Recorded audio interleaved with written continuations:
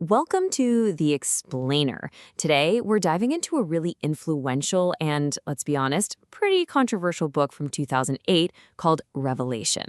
This thing was basically a foundational text in the world of so-called pickup artists, and it was written by three guys who went by Mystery, Love Drop, and Matador. You know, the book kicks off by framing its whole system as way more than just dating advice. It's supposed to be a solution to this really deep problem. And this quote from Love Drop, it perfectly captures who they're talking to.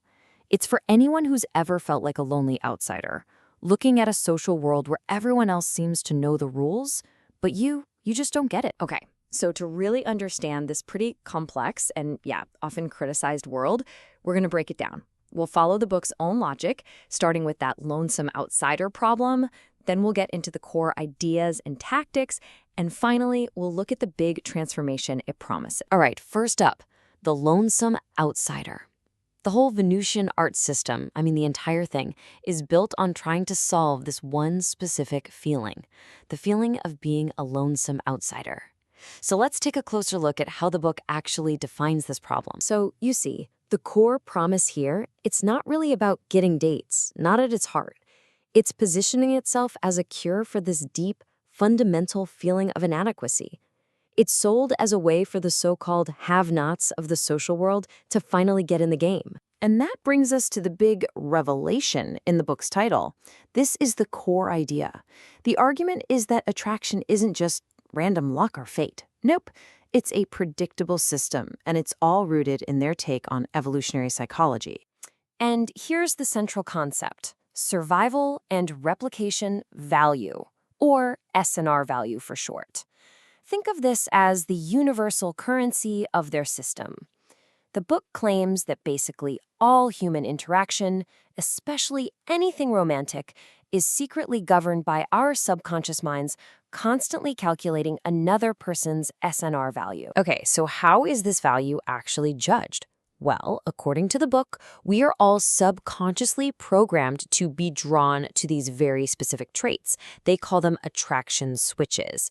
And that's the whole game right there. The entire system is about learning how to display these signs of high SNR value. And this quote from Mystery really gets to the heart of it. The big idea is that attraction isn't a choice you make. It's framed as this automatic biological circuit firing your brain, constantly sizing up the SNR value of everyone around you. And it's all happening completely beneath the surface of your conscious mind. So the authors argue that the goal isn't just to, fake these signals of value. The real goal is to develop these internal social superpowers that let you genuinely become this high-value person. And they break these superpowers down into two core states, kind of a yin and yang of social power. On one hand, you have the ghost. That's your inner state, being totally unreactive, not affected by what other people think. On the other hand, you have the flame. That's your outer state, being the life of the party, adding fun and positive energy to everything. Okay, so this focus on your internal state leads directly to the next big point, a huge emphasis on performance and charisma. The idea is that it's not what you say, it's all about how you say it. Now, this was actually a pretty big shift from some of the earlier pickup stuff out there. The focus moves away from just memorizing canned lines.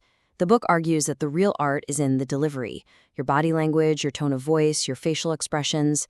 The claim is that a truly skilled person can create attraction with pretty much any material, as long as their performance, their vibe is on point. And to back this up, to support this focus on delivery, the book points to a study on charisma by a Professor Richard Wiseman.